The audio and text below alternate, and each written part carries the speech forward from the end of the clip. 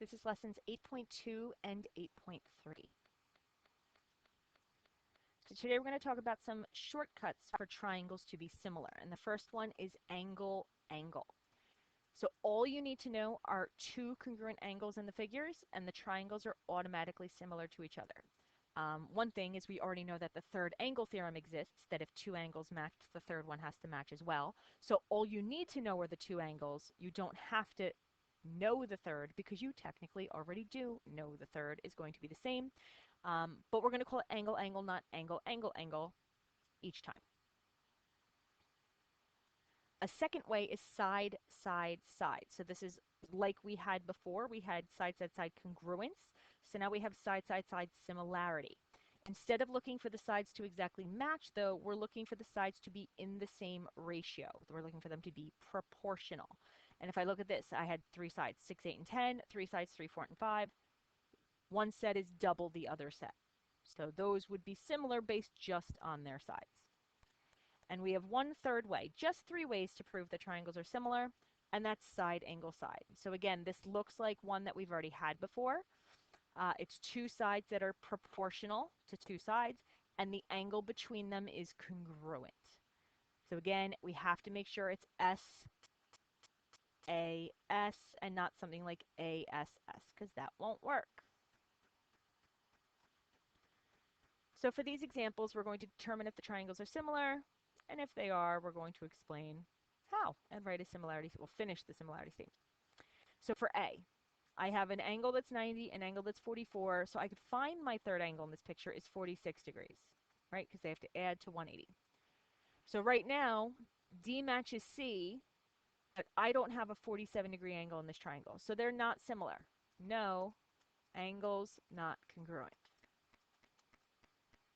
So that's it. That one's just not similar. For the next one, I do have a pair of vertical angles I could use, but I also have three pairs of sides, and it's up to me which one I'd rather use. It doesn't matter. I'm going to go for all the sides on this one just to show you what I would do. So to compare the sides, I'm not automatically assuming this would go with this, or this would go with this, or this. Like, it could go any way. So what I would do is I would take the biggest number of these three is 9, and the biggest number of these three is 6. So those two sides would have to go together. The smallest of these three was 6, and the smallest of these three was 4. So I know the 4 and the 6 are going to have to go together. And that means the middle number is 5 and 7.5. So if I wanted to reduce these, I could either turn them all into decimals or turn them all into reduced fractions. Each one of these reduces to 2/3. So all three pairs of sides are in the same ratio. So this is going to be SSS. If I had chosen to use my vertical angles here, my reason instead would have been SAS, and it's fine to have more than one possible reason. And now I'm going to write my similarity statement. So ABC. A was the angle between the circled side and the squared side. If I go to the other picture, between the circled side and the squared side was D. Then I went down to B. So I went down the side that was circled. So from D, go down the side that was circled. We go E, and then C matched with C.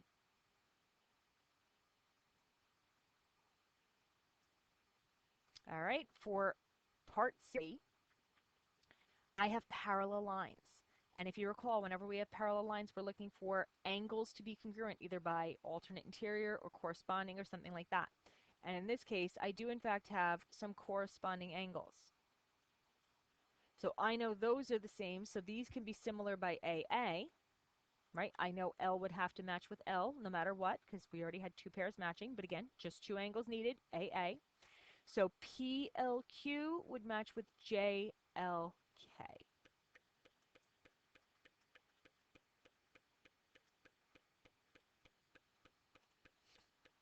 My last one. So these triangles are overlapping. I have MNP, which is this little guy here, but then I have a bigger one. So let's say I took this and I moved it to the side. I redrew it separately.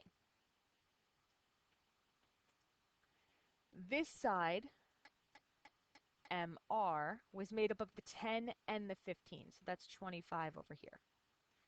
This side, the MS, was made up of 12 and 18, so that's a total of 30. If I want to compare these, the smaller of these two numbers was 10, the smaller of these two numbers is 25, the bigger was 12, the bigger was 30. And what I also happen to notice is this point M in the little triangle is the exact same angle, right? We just extended the sides longer for the bigger triangle. So that angle is congruent to itself by reflexive. And that's something we're always going to be able to mark, the same as I'm able to mark vertical angles here, or I was able to mark my corresponding angles because of the parallel lines. If my pictures overlap like this, they can share a reflexive angle now. So let's compare 10 and 25. And we're going to compare 12 and 30. So this is 2/5, this is 2/5, so my sides are similar. So I had two sides and the angle between them, so that is SAS. And as for my similarity statement, if I went M and P, I started at M, went down the side with the circle, start at M, go down the side with the circle, that's MRS.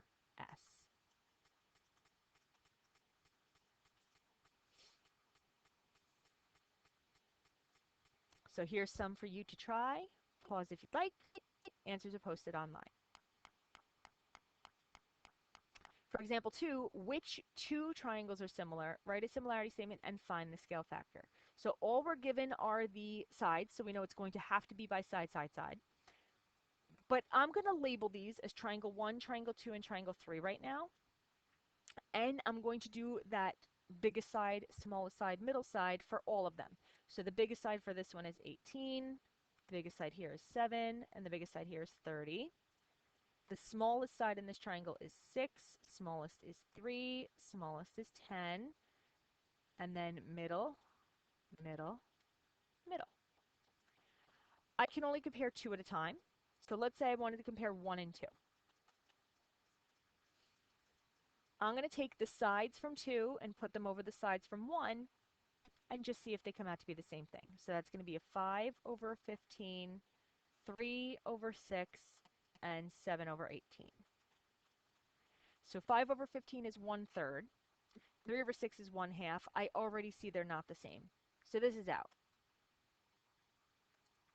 So let's say we wanted to check 1 and 3. So I'm going to take 25 over 15, 10 over 6, and 30 over 18. So 25 over 15 is 5/3, 10 over 6 is 5/3, and 30 over 18 is 5/3. So that tells me 1 and 3 are in fact similar. So I need to write a similarity statement and then write the scale factor. So since I put the ones from 3 on top and 1 on the bottom, right, these were 3 and these were triangle 1. I'm going to put triangle 1 as the old. I'm going to start with triangle 1 in my similarity statement, and then I'm going to say triangle 3 second as my image. So triangle 1, I'm going to call KLM. So K was at the corner between a triangle and a circle. Triangle and circle is Q. Then I went to L, so I went along the circle. So along the circle is to S, and then R. And we said our scale factor was 5/3.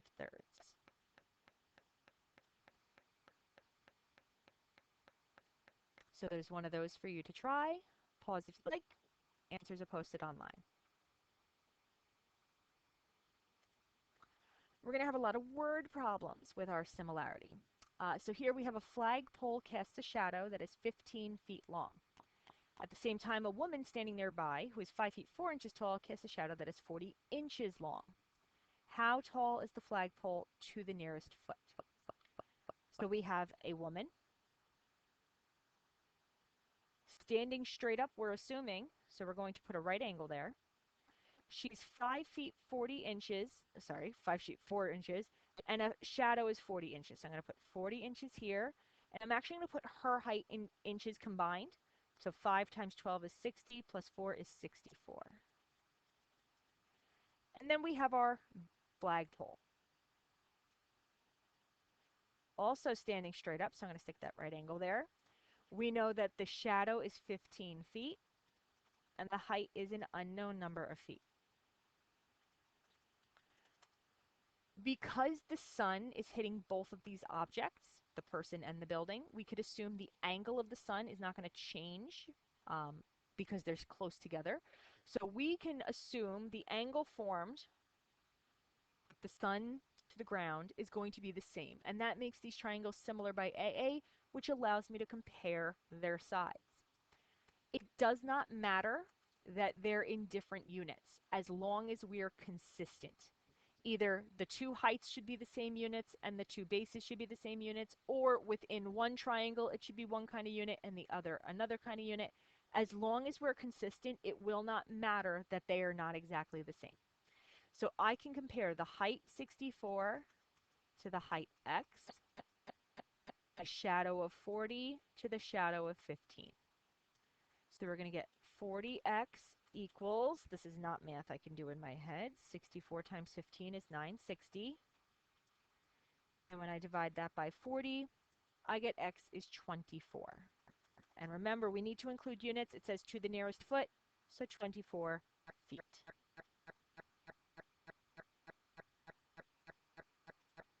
Here's one for you to try. Same scenario. So basically, just find out the length of the child's shadow. If you'd like to try it, pause. Answers are posted online. We have two more examples, no more tries. The next example, the shortest side of a triangle similar to this one is 12 units long.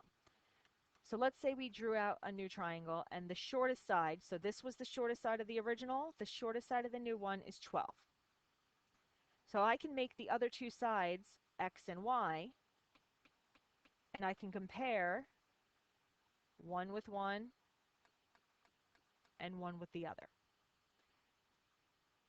So 24 to 12 equals 30 to x.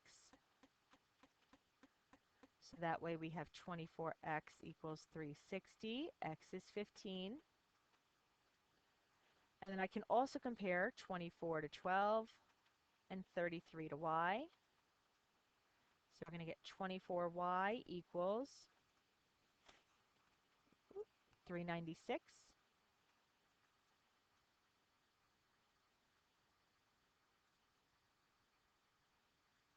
Oh, I'm losing my stuff here. 33 times 12 divided by 24.